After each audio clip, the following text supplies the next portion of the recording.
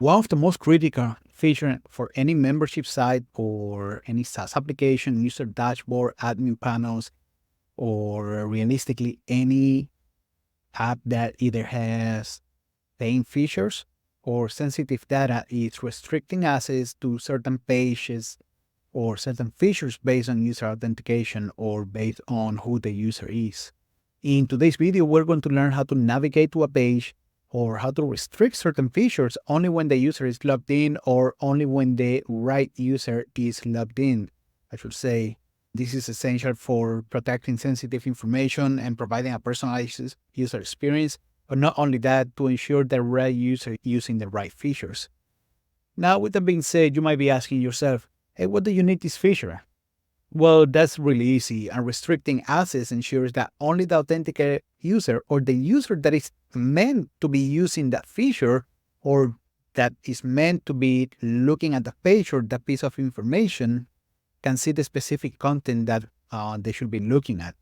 So this is vital for membership-based sites, user dashboards, like I mentioned, admin panels, or in reality, any app that have user-specific data or sensitive data that should not be seen by just anyone.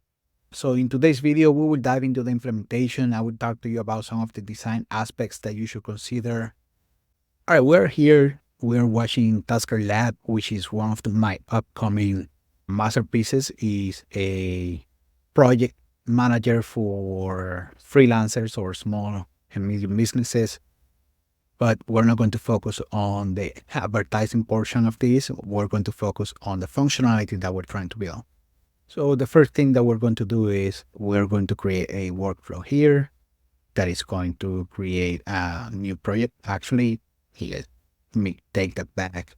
We're going to use what is already built. So we're going to look into this project dashboard that is already built. And we're going to be creating picked up around. We're going to be creating a new here for this project. So as you can see, there's no button. So we're going to add a button here. And this button will be task. And we are going to center this. We're going to add a plus sign just to make it technically missing. And we're going to match this, which is 32 pesos to, and this is going to be 88 wide.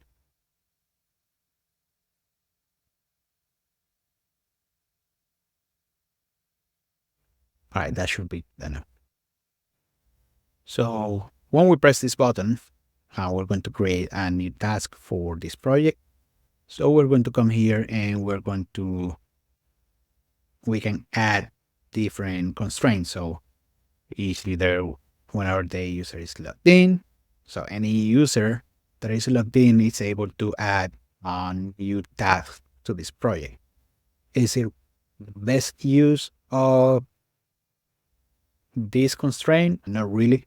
So what we're going to do is we are going to clear the expression and we're going to look at this is the type of content is going to be a project. So when current page project contains current user, then this feature is going to run. So it's going to create a new thing, it's going to create a task and so on and so forth, whatever. We're not going to be creating the task because this is not about how we're going to create the task. It's going to be more about how we're going to be going about restricting certain accesses. Okay, we're going to create those notification. Where is it? Right here. It doesn't matter where. Top center. Okay. So what we're going to do is we're going to copy this. We're going to paste it. but this time when it does not contain the current user, what it's going to do is it's going to notify a notifier, and it's going to say you are not authorized to add.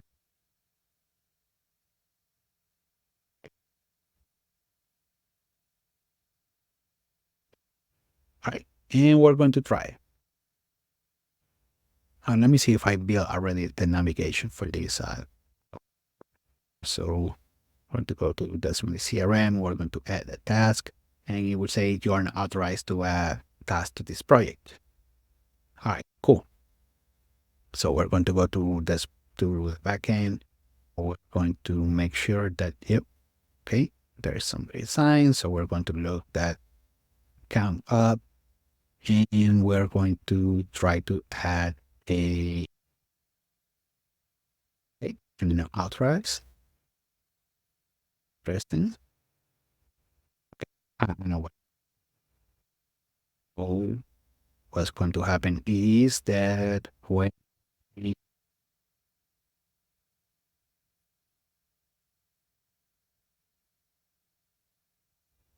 and this is my fault for not setting this up.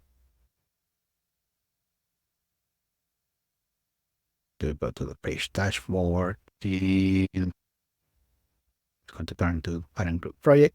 We're going to refresh this. My apologies for wasting your time. It happens. Cool. And as you can see, there's no notification here. So there you have it. That's how you restrict people from being able to create things when you are using constraints. Now, with that being said, what we're going to do is we are going to do something else. Let's see what other pages. Actually, no, what we're going to do is we're going to add a button up here. That will lead me to the index page. And this is only when the user is logged in. So go to page, index page, but only when current user is logged in. We're going to copy this, and when user is, we're going to notify the notifier, and we're going to tell them, ha ha ha, best luck next time. And let's see how this works. As you can tell, on the oh, wait, the button is up here, so let's go. And since we're logged in, yeah, to go. But now we're going to, oh wait, until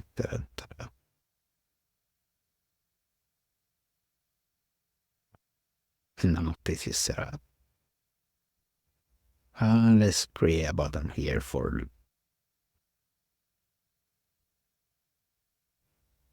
again, this is a working project, and we're only like 10% into this project.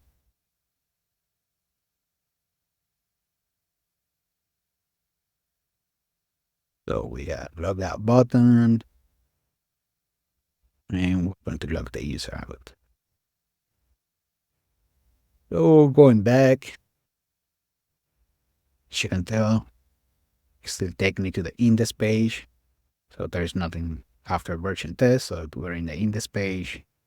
And you know that you're in the index page because here after the version test, you have the dashboard. Now we're going to log out of our account, and let's try to go back to the index page. Have the best luck next time. So as you can tell, it works.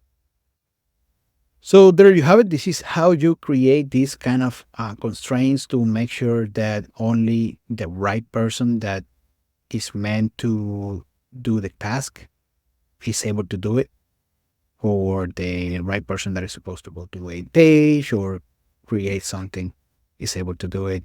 There are other ways that you can get it done, but in the most basic way, and in my opinion, one of the most one of the safest way to do it is by using constraints in workflows, so that way the person cannot proceed forward. Of course, you can always create a constraint here when the page is loaded and the current user is logged out, and you can always send them to the login page or whatever. That's another way that you can get that done. It's as simple as that. But that's all I have for you today. Thank you for watching. If you have any questions or concerns, please let me know down in the comments below. If you like my videos, please consider subscribing. It helps me spread the word to other people. It gives me credibility with others, and it allows me to create more content for you. Also, if you have any suggestions for any future videos, let me know as well. I always love creating content based on what you need and what you want. My goal is to be able to provide you with a really solid foundation on how to build your dream work on Bubble, or how to earn a living by developing projects for others or your own software as a service application. But like this video, subscribe, and hopefully I will see you on the next video.